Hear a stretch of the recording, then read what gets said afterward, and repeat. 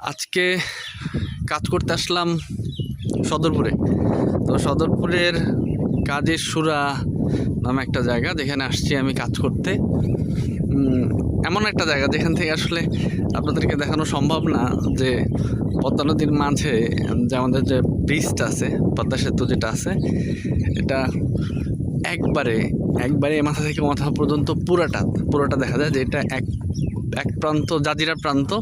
কিন্তু আমার ক্যামেরায় ওই পরিমাণ জুম করার ক্যাপাসিটি নাই, যার কারণে দেখানো সম্ভব হচ্ছে না যে এক চোখে একবারে পুরা পদ্মা সেতুকে দেখতে কেমন দেখায়।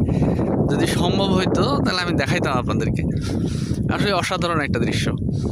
আর পেছনে দেখতে সাদা দেখা যায়। পদ্মা সেতুটা আসলে বেসিক্যালি দেখতে দূর থেকে একেবারে সম্পূর্ণ সাদা মনে হয়, সাদা একটা রেখার মতো। আর তার পেছনে যদি সাদা মেঘ থাকে তাহলে তো আরও সুন্দর লাগে।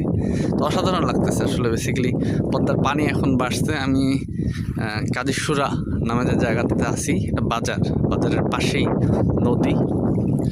অসাধারণ সুন্দর আসলে। এই সুন্দরের কারণে আসলে পৃথিবীতে লম্বা সময় বেঁচে থাকতে খুব ইচ্ছা করে, কিন্তু আদৌ সম্ভব মনে হয় না। এখানকার মানুষজন